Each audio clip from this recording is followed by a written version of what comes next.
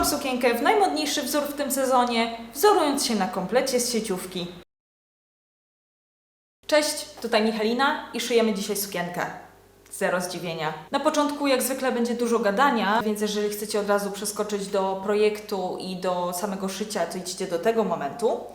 A ja opowiem Wam, dla kogo szyję, co chcę uszyć, jaka jest moja inspiracja i pokażę Wam też materiały. Sukienka, którą chcę uszyć, będzie dla mojej przyjaciółki, Asi. Historia jest taka, że niedawno byłyśmy razem na wakacjach, podczas których ja sama obchodziłam urodziny.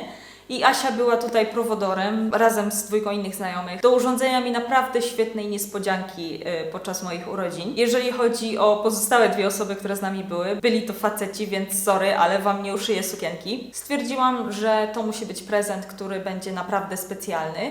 Więc co bardziej specjalnego niż zaangażowanie swojego własnego czasu i zrobienie czegoś samemu. Poza tym jak zwiedzałyśmy, to Asia zatrzymywała się czasem przy niektórych lokalnych butikach, oglądała sukienki, które tam były. Natomiast żadnej sukienki wtedy nie kupiła i wtedy właśnie wpadłam na pomysł, że w takim razie to ja uszyję jej sukienkę. Powiedziałam jej o tym pomyśle, na co ona od razu uradowana wykrzyczała, że tak, ona chce w cytryny.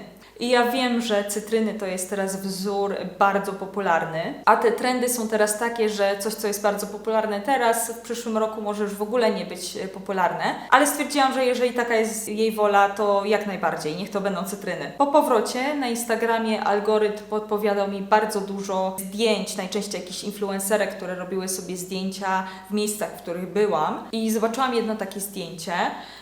Dziewczyna miała na sobie wtedy taki dwuczęściowy komplet, top i spódniczkę krótką. Zgooglowałam, z czego to może być i okazuje się, że to jest po prostu Zara i to był ten komplet. Co mi się na nim podoba, to zestawienie ze sobą wzorów. Jest taki dosyć nieoczywisty, ale jednak według mnie wszystko do siebie idealnie pasuje.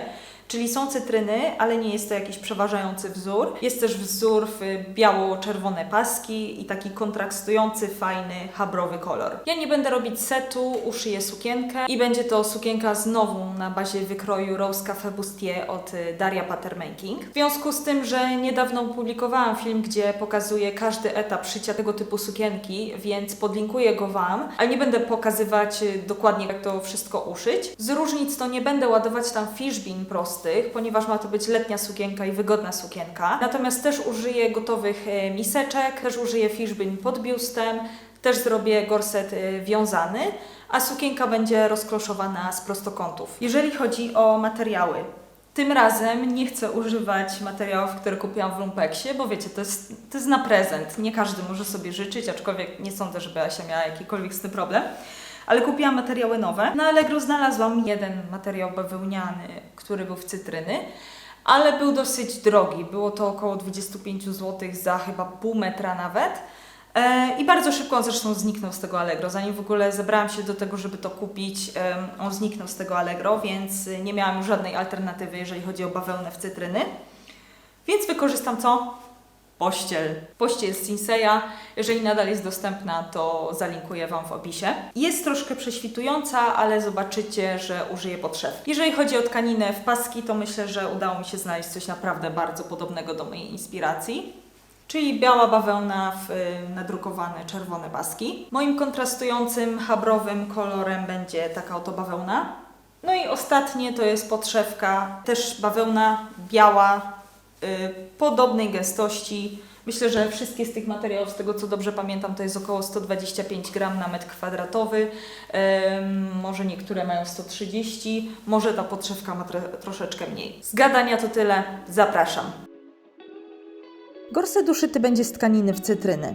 Spódnica midi, dwupoziomowa, marszczona z prostokątów. Pierwszy poziom w cytryny, drugi poziom w pionowe czerwone paski. Na końcu doszyję pasek niebieskiego. Ramionczka cieniutkie. Aby na górze wpleść jeszcze ten niebieski, zrobię ozdobny element, taki pasek zawiązany na środku na supełek. Dla podkreślenia talii pasek z tkaniny w czerwone paski, przy czym tutaj będą ułożone poziomo.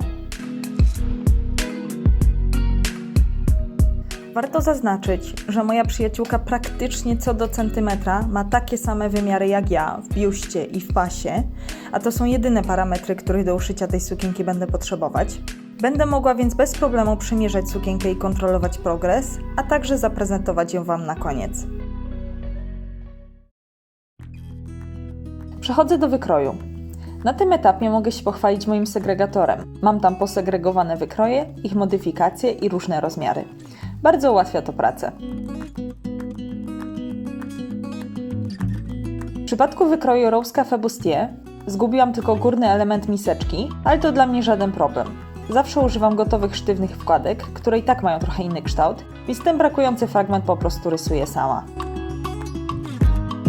Najpierw pokażę Wam, jak stworzyć niebieski dekoracyjny element na górze sukienki, który na środku będzie związany w supeł.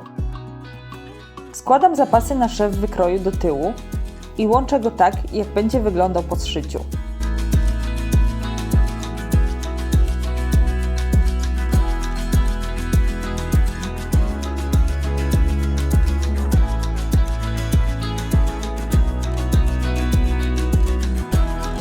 Potem przykładam pergamin i odrysowuję górną krawędź.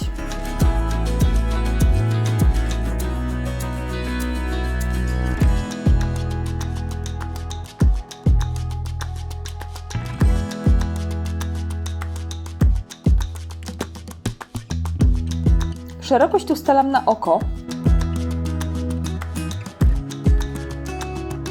Rysuję dolną linię i przedłużam cały pasek, żeby można było go swobodnie związać.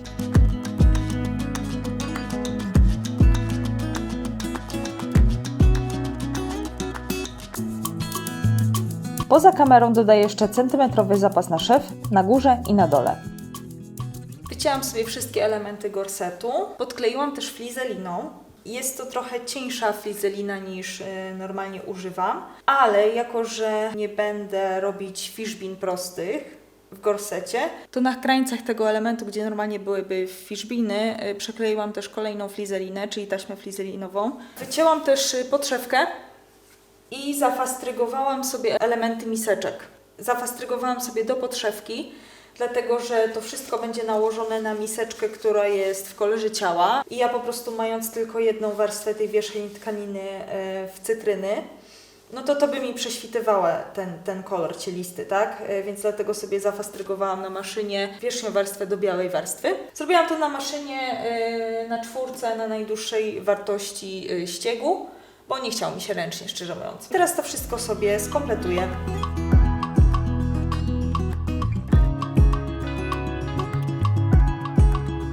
Sam gorset z tego wykroju mogłabym już kompletować z zamkniętymi oczami. Szyłam go tyle razy, że znam go na pamięć.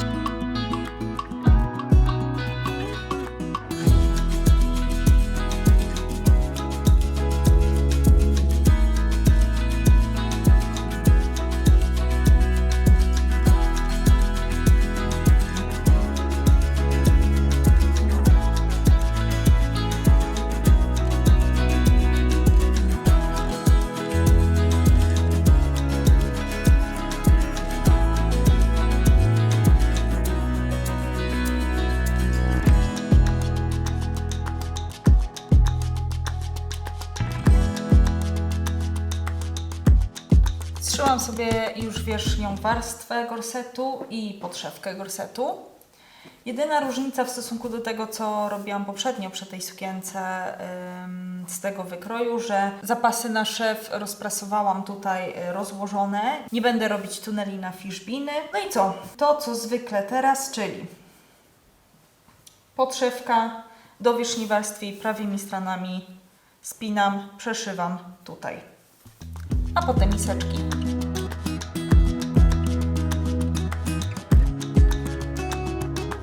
Oczywiście nie zapominam o podszyciu brzegowym górnej krawędzi.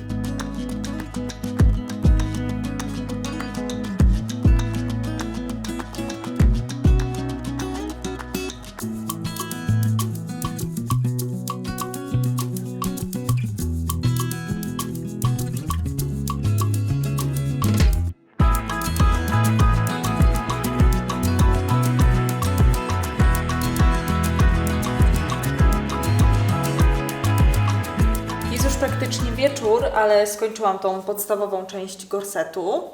To, co chciałabym teraz pokazać, to jak wymyśliłam ten element niebieski, który będzie na samej górze gorsetu. Wycięłam sobie swój element. Wycięłam ten element 4 razy, czyli mam 2 pary. Zszyję sobie to teraz, ale pokażę Wam, o co mi tutaj chodzi. Chodzi mi, żeby ten element, on oczywiście będzie krótszy, bo tutaj będziemy mieć zapas na szef i tutaj będziemy mieć zapas na szef, że przyszyję to mniej więcej do tego poziomu z obu stron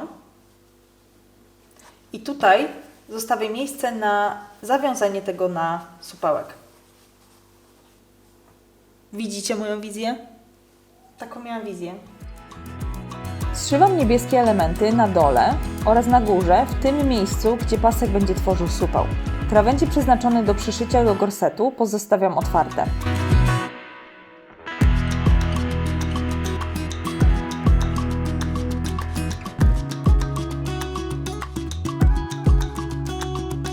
Na dolnej krawędzi robię podszycie brzegowe, tam gdzie się da.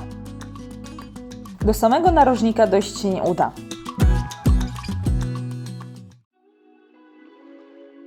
W ostrym rogu odcinam nadmiar zapasu, żeby łatwiej było wywinąć materiał i uniknąć zgrubień.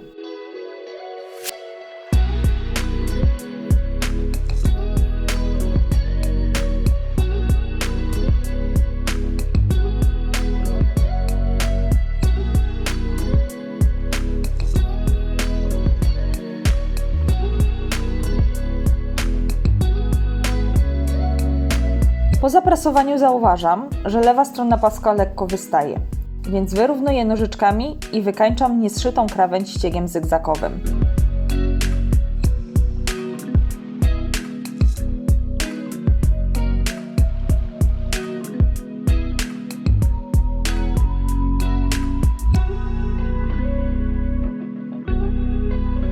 Następnie przypinam pasek do gorsetu. Prawa strona paska trafia na lewą stronę gorsetu, bo później całość odwinę.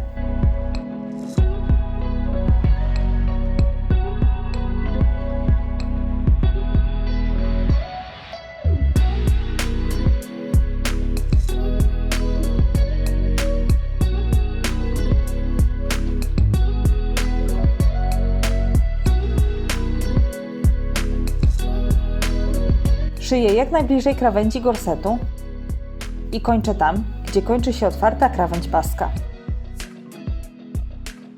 Witam kolejnego dnia. Podsumuję Wam teraz, co udało mi się wczoraj zrobić. Zeszyłam cały gorset, przyszyłam ten element dekoracyjny na górze tutaj całego gorsetu. Zawiązałam nawet ten supełek na górze. Co zrobiłam jeszcze wieczorem, no to co prawda musiałam to rozpróć w tych miejscach, bo zapomniałam tego zrobić, jak widzieliście. Ale przyszyłam malutkie pętelki na dopinane ramionczka. Co zrobiłam jeszcze sobie wieczorkiem, to wycięłam elementy spódnicy, a w zasadzie rozdarłam prostokąty do spódnicy, ale o tym będzie jeszcze później. To, co muszę teraz jeszcze zrobić, no to przyszyć pasek dekoracyjny w talii z tego materiału w paski, które tutaj będą ułożone poziomo. Zrobić pętelki na wiązanie, no i wtedy spódnica. Dla wygody zszywam też gorset na dole, żeby prawa strona i podszewka zachowywały się jak jedna warstwa. Pasek w pasie przypinam, korzystając ze wzoru tkaniny jako linijki.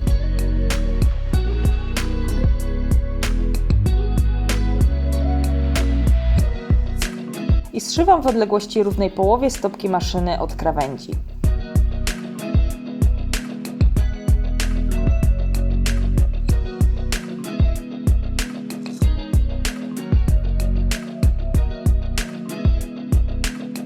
Teraz przygotowuję miejsce na pętelki do wiązania gorsetu.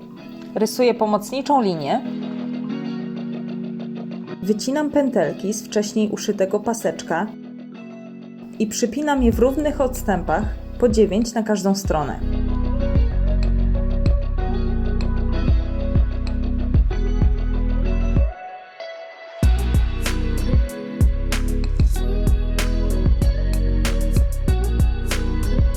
Następnie przeszywam całość po narysowanej linii.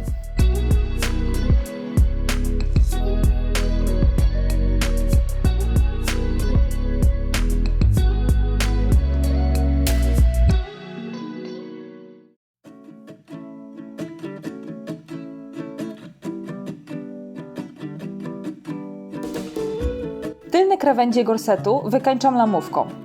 Zupełnie przypadkiem miałam w domu taką w bardzo podobnym odcieniu niebieskiego.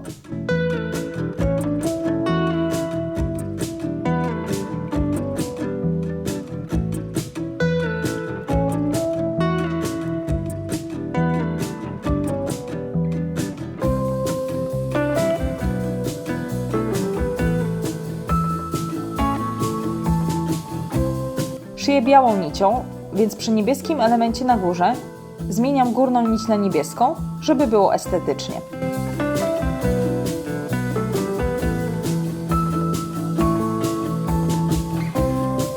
Przygotowuję długi pasek do wiązania.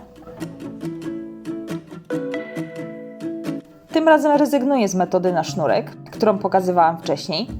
Wypróbowuję sposób z przepychaniem tunelu wąskim, tępym narzędziem, czyli pędzelkiem. Sprawdza się lepiej, ale wciąż nie idealnie. Poszukiwania metody doskonałej trwają. Gorset jako taki jest skończony. Tutaj wykończyłam lamówką. Przeszyłam z wierzchu też, dlatego że myślę, że to będzie jedyne miejsce, gdzie wsadzę jednak fiszbiny. A to dlatego, że jak zawiążę tutaj, czy jak koleżanka będzie to wiązać, to żeby tu po prostu się nie ściągało na ciele, więc ważne, żeby tutaj było sztywne. Gorset odkładam na bok i trzeba zająć się spódnicą. Pierwszy poziom spódnicy będzie w cytryny i będzie on miał tutaj długość 45 cm, więc wycięłam taki pas o długości 47, bo jeszcze po 1 cm na zapasy na szef u góry i na dole. Natomiast szerokość tego pasu, tę stronę, to jest 150 cm, a dlatego, że chciałam, żeby to było co najmniej tyle, co dwukrotność talii. 150 to jest trochę więcej niż dwukrotność talii. Drugi poziom będzie się składał z dwóch materiałów, czyli z materiału w paski i materiału niebieskiego. To będzie cały poziom, więc tutaj nie będzie marszczony i doszywany do tego, tylko to potraktuję jako łącznie, zaraz to zeszyję. Cały ten poziom będzie miał 35 cm, dlatego że chcę, żeby ten był większy, ten był trochę mniejszy. 10 cm ma ten niebieski, 25 cm ma ten w paski. Plus zapasy na szef. Tutaj oczywiście po 1 cm i tutaj 1 cm. Więc łącznie ten pasek ma 27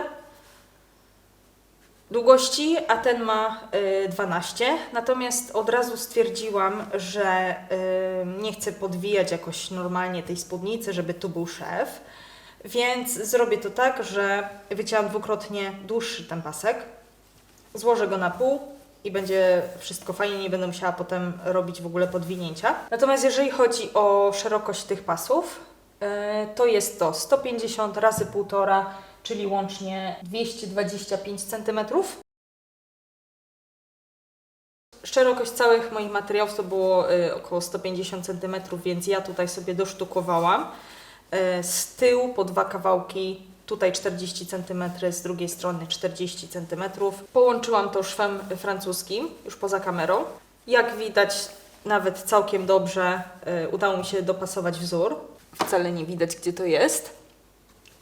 Tak samo ten też tutaj dosztokowałam pasy z tyłu, po 40 cm z każdej strony. Teraz to, co zrobię, to ten niebieski przeszyję do tego w pasy i potem będę już traktować to jako jedno. Następnie zmarszczę to, doszyję do góry, górę zmarszczę, doszyję do gorsetu. Zaprasowany na pół pasek niebieskiej tkaniny rozkładam i zszywam z materiałem w paski, prawymi stronami do siebie z centymetrowym zapasem na szef. Zapas zaprasowuję w dół, bo później ukryję go pod niebieskim materiałem. Wolną krawędź niebieskiego paska zaprasowuję do środka, mniej niż na centymetr, około 8 mm. Składam materiał z powrotem i przypinam tak, żeby szyjąc w szczelinie od prawej strony, złapać zaprasowaną krawędź od lewej.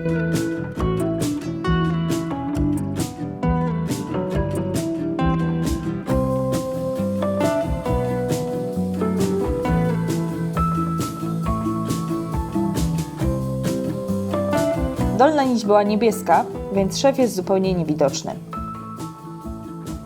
Czas na spódnicę. Najpierw wykonuję 2 szwy pomocnicze do marszczenia dolnego poziomu. Ścieg ustawiam na maksymalną długość i przeszywam bez rygrowania. W miejscach, gdzie 2 poziomy spódnicy będą ze sobą zszywane, wykonuję znaczniki. Dzielę oba materiały na 4 równe ćwiartki i nacinam małe trójkąty, nie przerywając oczywiście linii szycia.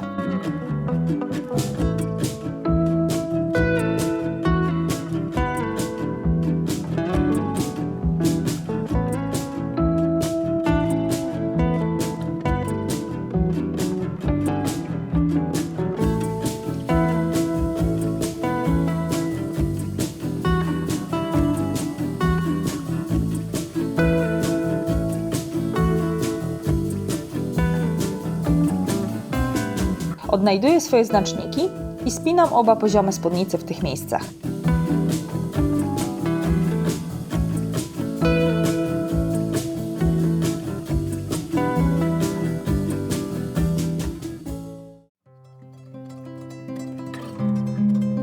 Następnie pociągając za 2 górne lub 2 dolne nici szwów pomocniczych, ściągam szerszy materiał w paski, aby dopasować do węższego materiału w cytryny.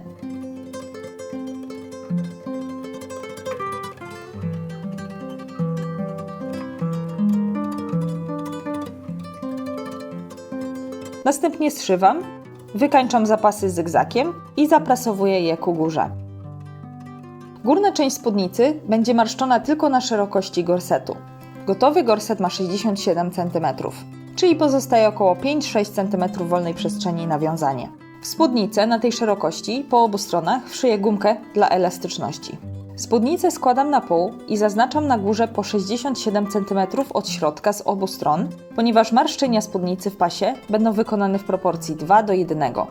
Od znacznika do znacznika przyszywam 2 szwy pomocnicze do marszczeń. Marszczę i przypinam do gorsetu.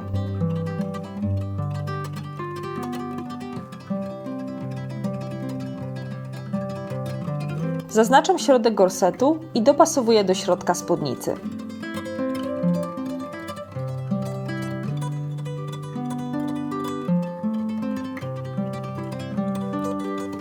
Na tym etapie przypominam sobie, że muszę najpierw włożyć fiszbiny na końcach gorsetu. Kto nigdy nie zapomniał tego zrobić przed przyszyciem gorsetu do spódnicy, niech pierwszy rzuci kamień.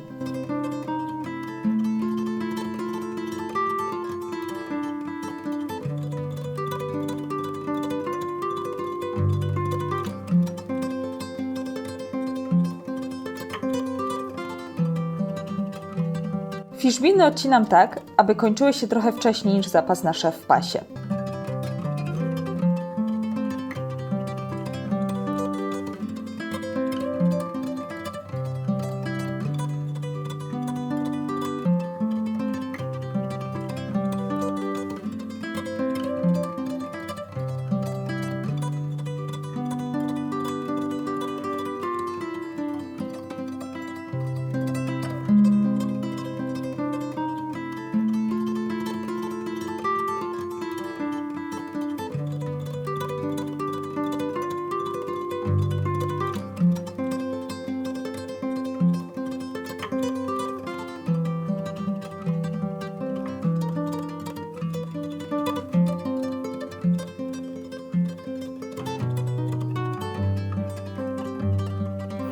Do tych wolnych końców spódnicy przyszywam gumkę, rozciągając ją podczas szycia. Użyjcie długiego ściegu zygzakowego i zostawcie zapas na przyszycie zamka krytego.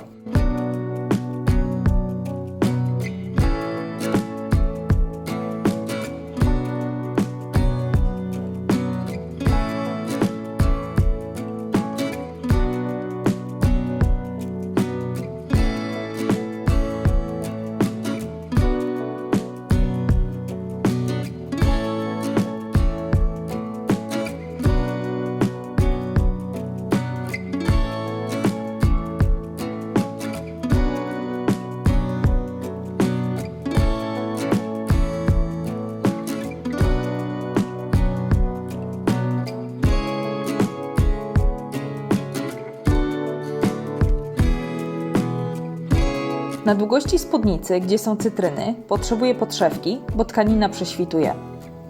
Wycinam ją z połowy koła, pamiętając, że obwód talii musi być powiększony o te dodatkowe centymetry z tyłu na gumkę.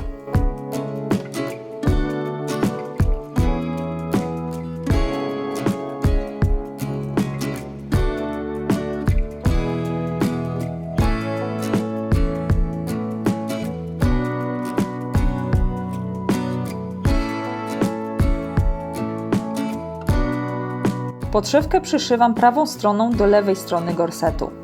Gumki podczas szycia naciągam.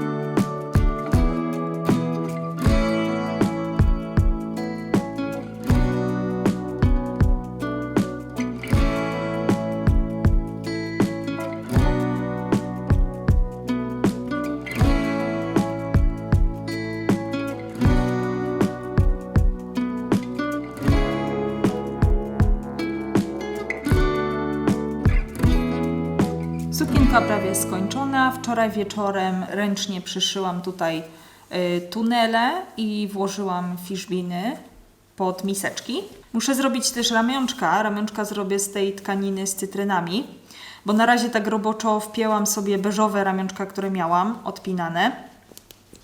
Nie mam białych, a potrzebuję tych haczyków i tego suwaka, żeby był biały. Zamówiłam dopiero, więc na to czekam, więc to zrobię jako ostatni etap. Natomiast to, co jeszcze sobie zrobię dzisiaj, jako ostatnie, to muszę przyszyć zamek kryty. No i złączyć oczywiście i podszewkę, i wierzchnią spódnicy. Zaznaczam miejsce przyszycia zamka krytego.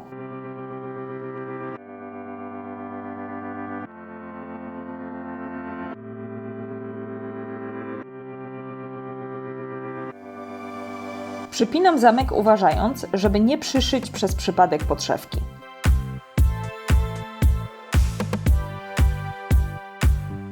Przyszywam zamek na razie wstępnie, używając zwykłej stopki do zamków. Zaznaczam miejsce końca szycia na drugiej połowie zamka i powtarzam czynności dla drugiej strony spódnicy.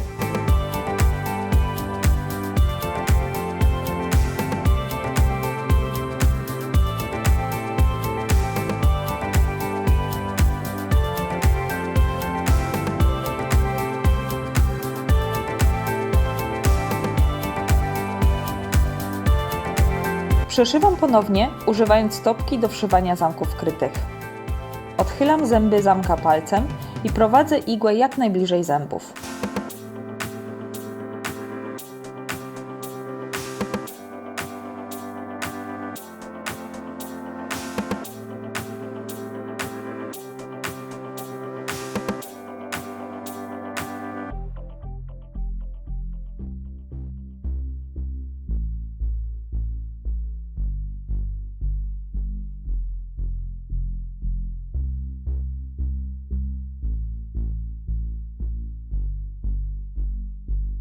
Na koniec zszywam brzegi spódnicy i podszewki. Zabezpieczam szwy zygzakiem, a podszewkę wokół zamka obszywam ręcznie.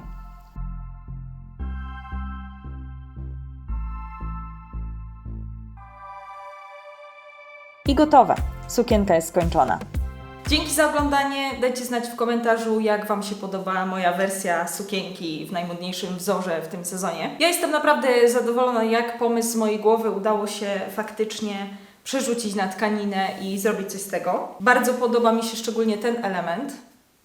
ten zawiązany tutaj element przy dekolcie. Jeżeli chodzi o jakieś moje wnioski, to myślę, czy nie mogłam zrobić szerszej tej spódnicy. Ten pierwszy poziom spódnicy z prostokąta, czy nie mogło być to po prostu więcej centymetrów. Ale z drugiej strony nie wiem, czy to jest konieczne, bo w takiej wersji, jak jest teraz, czyni tą sukienkę bardziej casualową. Bardzo podoba mi się połączenie tych trzech wzorów, także wszystkie propsy tutaj kieruję do Zary. No i ostatnia rzecz, najważniejsze, żeby spodobało się mojej przyjaciółce. A tymczasem proszę o lajki, proszę o subskrypcję i do zobaczenia w kolejnym filmie. Pa, pa!